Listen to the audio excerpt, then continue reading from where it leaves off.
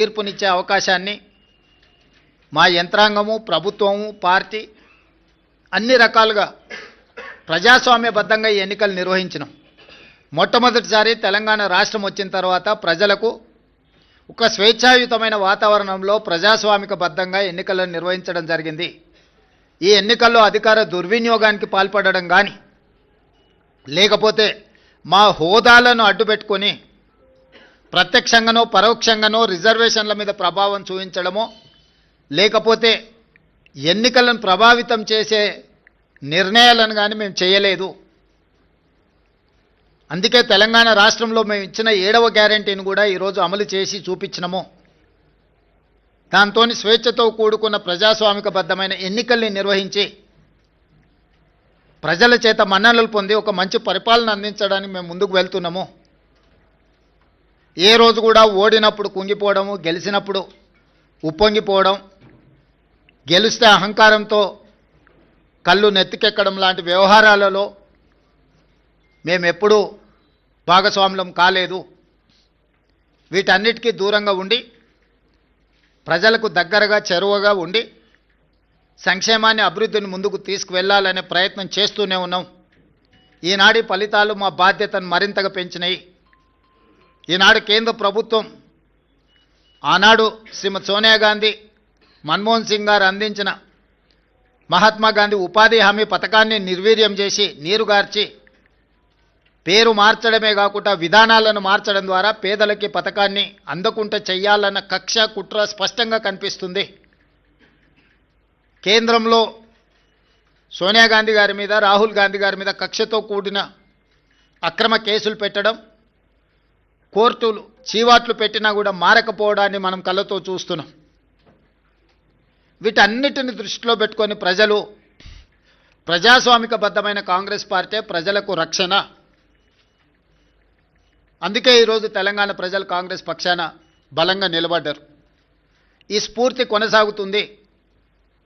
భవిష్యత్తులో ఇంకా బలంగా పనిచేస్తాము, బాధ్యతతో పనిచేస్తాము. ఎదిగినా కొద్దిగా ఒదగాలి అని పెద్దలు ఏదైతే సూచన చేసిండ్రో వాటిని దృష్టిలో పెట్టుకొని ఆ విధంగానే ముందుకు వెళ్తాము. ప్రతిపక్షంలో ఉన్న వాళ్లకు అధికారం కోల్పోయినా అహంకారం దగ్గలేదు.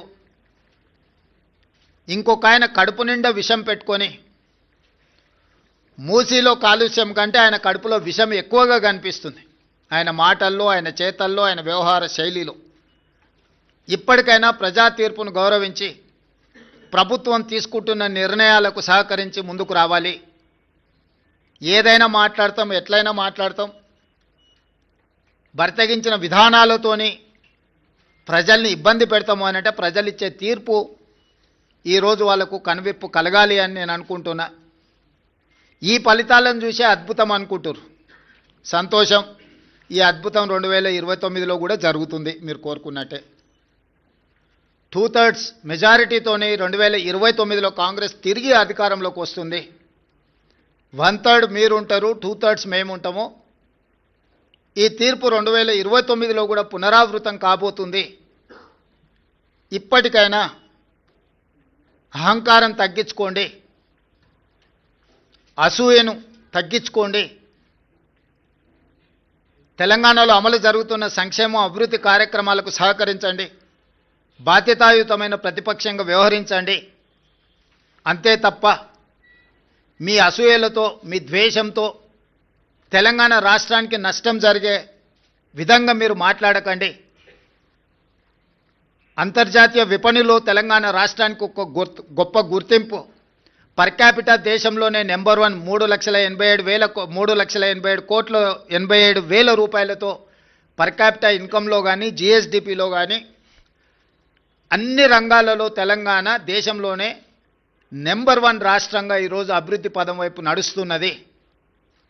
ఇంకా అభివృద్ధి జరగాల్సిన అవసరం ఉన్నది. సంపద పెంచాలి, పేదలకు పంచాలి అనే మా విధానాన్ని కొనసాగిస్తాము. ఇప్పుడు ఏ విధంగా అయితే మీడియా సహకారం ఉందో భవిష్యత్తులో కూడా మీ సహకారం ఈ విధంగా ఉండాలి అని మా ప్రభుత్వం భావిస్తుంది. మీడియా మిత్రులకు కూడా మీ సహకారం అందించినందుకు మనస్ఫూర్తిగా ధన్యవాదాలు తెలియజేస్తున్నాను.